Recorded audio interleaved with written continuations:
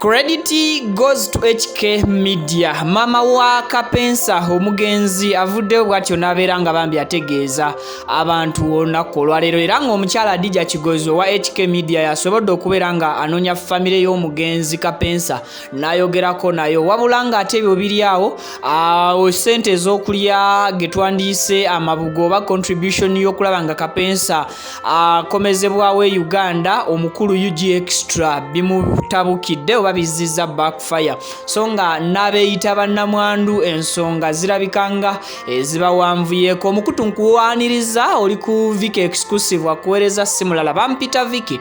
Thank you so much for subscribing video nkusabye ejimpereka like abweri nkola yaffe jiwa omuliro buli wa video like kijiyambako okutambula information netuuka ku buli muntu ajeetaaga okugifunako songa Hajati Kalodo alombaddwa kugwa abeera n'ebizibu ebyenjawulo era ebikusumbwa akugamba mweyunire ng'omukwirako ku namba y'essimu eyo ajolaba esembya 067 oba mu whatsappingeko ejja kubeera ng'ate ekuyambako okufuna edduwa okuva ewa Hajati Kalodo. Kale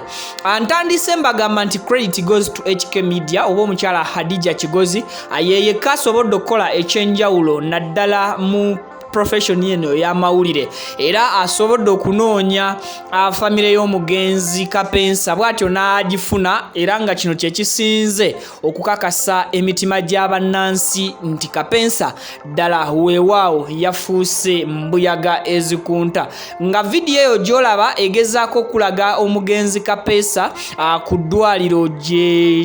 Omulambo gwe gye guli ng'abantu bagenzeeyo ne baweebwa olukusa okulaba ku mugenzi era abantu bangi bamuwadde ekitiibwa nga Kapeesa mikwano gye naddala okusinga bwe babadde babeera era abantu ab'enjawulo ne bakkiririza ddala nti kati Kapeesa yavudde mu bulamu buno obw'enseno mikwano gye gyonna jjukira nti omugenzi abadde photographer oba abadde mukubi wa bifaananyi ng'abantu ba clients bangi ab'amawanga ag'enjawulo era ab'ebika ebyenjawulo babadde akwasaganya bonna babadde nga bakuŋŋaanidde awo ku ddwaliro era bwe batyo ne basobola okulaba ku munnaabwe ate ago nga just nga kumulisizaamu katono wabula maama wa Kapeesa omugenzi kati avuddeyo n'ategeeza nga omwana waabwe bwagenda okubeera nga omulambo gwe gukomezebwawo wano e Uganda era kye tulowooza nti mu wiiki singa bbiri enteekateeka ez'okuzza mayiti ya Kapeesa okuva Saudi Arabia zijja kubeera nga ziwedde era abeeteeseteese okubeera nga muziika mikwano gya Kapeesa abafanzi be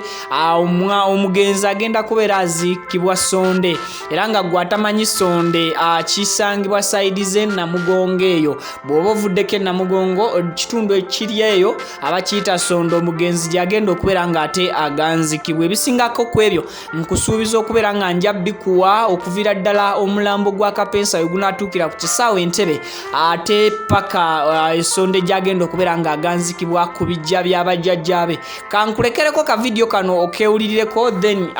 neeyalidde ez'amabugo azabadde ayita contribution ey'okusobola okuzza omulambo gwani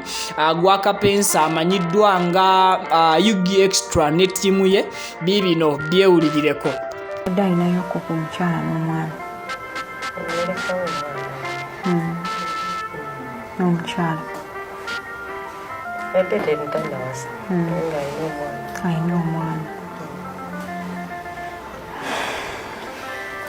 so kati Saudi Arabia mubadde muwuliziganya bulungi naye tubadde twogera obulamu era nze nakoma okwogera naye olwokusatu lwa wiiki ewedde nga talina buzibu nga si mulwadde taliiko kizibu kyonna olinamuko endowooza egamba nti nno bayinza okubeera omwana nga bamutemudde deliberately oba nga just accident yazibuzi ng'abasiraamu tumanyi nti Allah yakola buli kimu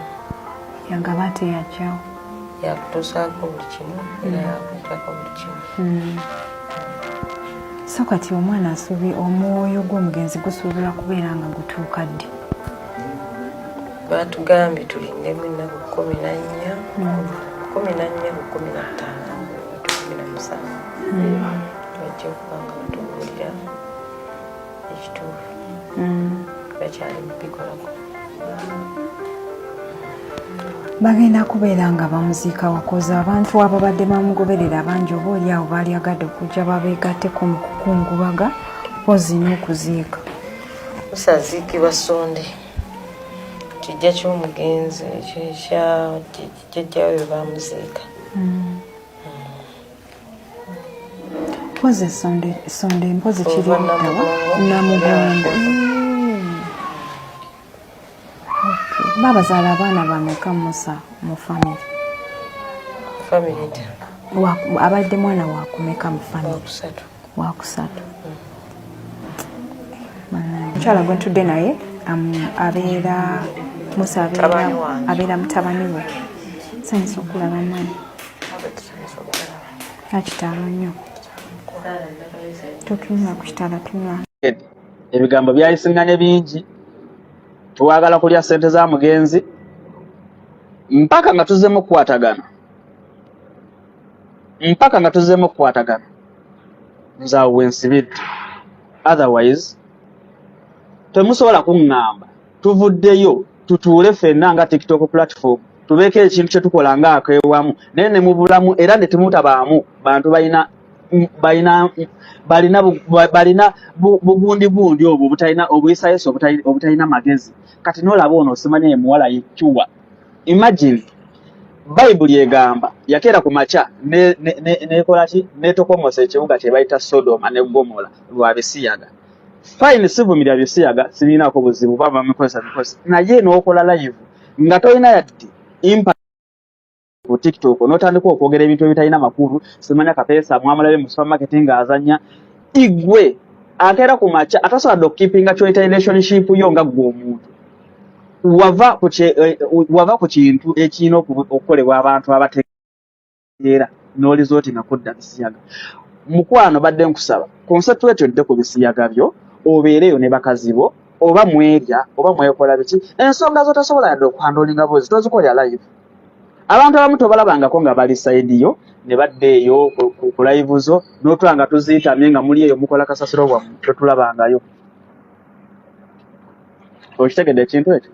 so temwefuula abantu bategeera if at all osazeewo kuvaayo n'oleeta akasente bambi akasente mukaweere n'omutima gumu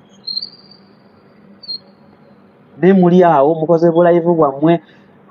Robert China naawe gwe mbadde nsuubira nti olina amakulu otegeeramu naye ate ebintu byekisiri byemu n'okusanga ku live ng'oziitamye nga naawe oli ku side yemu if you don't believe nti omuntu yafa why do you talk about the issue